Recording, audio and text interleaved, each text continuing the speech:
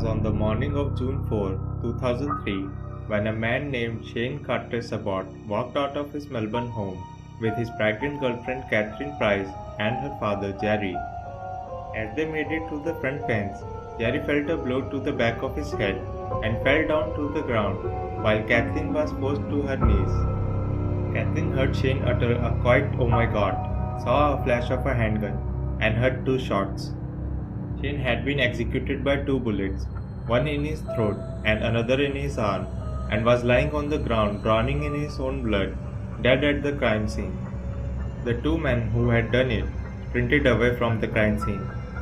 Born in 1975, Brisbane, Australia, Shane's childhood was not easy. His father William had 10 children to 3 women. He ran an introduction agency that some said was little more than a brothel. Some of Shane's siblings alleged that they were victims of abuse by the clients there.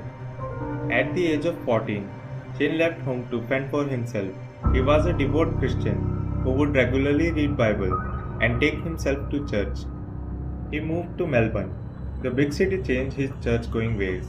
He worked in sales and took an interest in Satanism and the occult. He married young, had a son, then split with his wife. By 2002, 27-year-old Shane was working as a male prostitute, specializing in sex involving bondage, discipline, dominance and submission, and masochism, better known as BDSM. Shane was a popular pig and serviced about a dozen of clients a week. Some would fly from interstate and hire him for a night.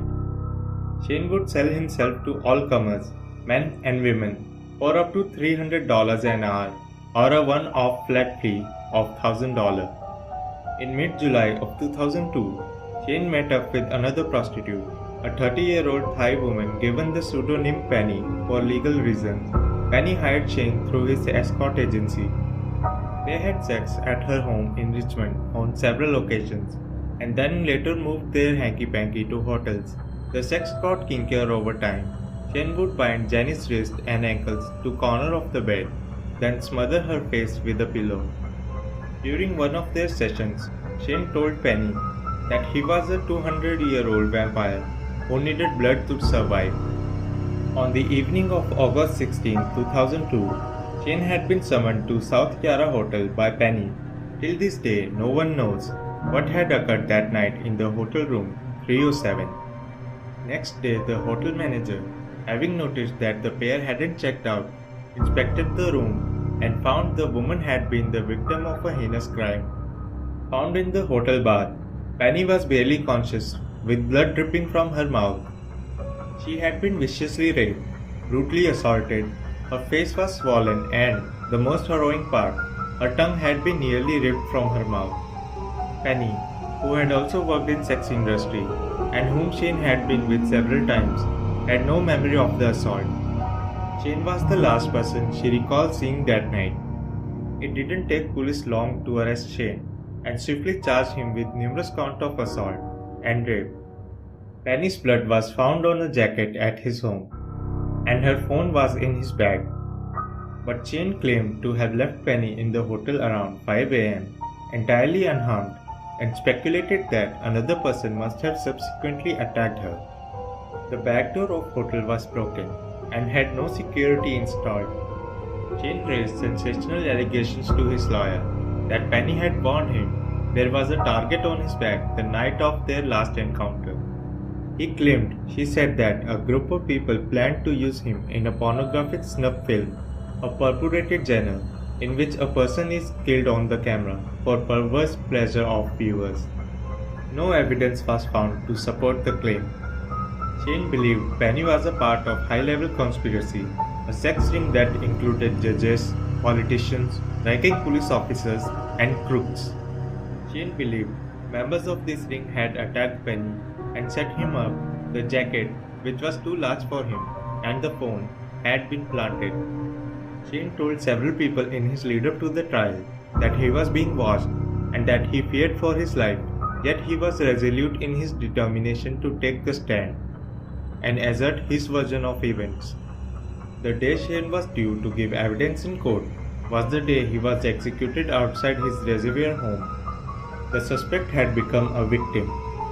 The investigation into Shane's murder became the most expensive in Victoria's history at more than $30 million spent. It spanned more than a decade and included a criminal trial and a costly probe by Victoria's then anti-corruption watchdog, the Office of Police Integrity. Much of it was based on a story that came from behind the bars, courtesy of a hitman whose name shall not be reported due to legal reasons. Walkley Award-winning journalist Adam Shane, who has been reporting on the case for more than 18 years, referred to this hitman as the author. The author claimed he had killed Shane as a favor to an associate who made the request on behalf of a man named Mark Perry and his former lover. The author alleged two police officers had aided in his crime by leaking Shane's address and temporarily concealing the murder weapon. The author was serving life in prison at the time and, according to Adam Shane, was offered a range of incentives by prosecutor to provide evidence. Adam also notes that Victoria police were in grips of the gangland murders, a series of slaying by rival organized crime groups. Anyone who knew the author knew he was a liar and should never have been taken seriously.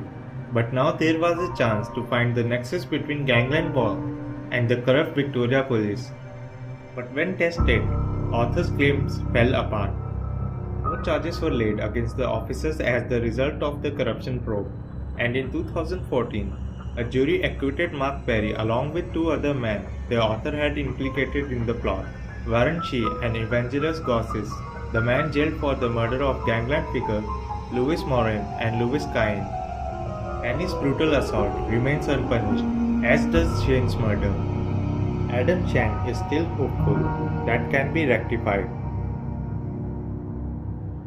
If you liked the video, please subscribe and let me know what are your thoughts on the case.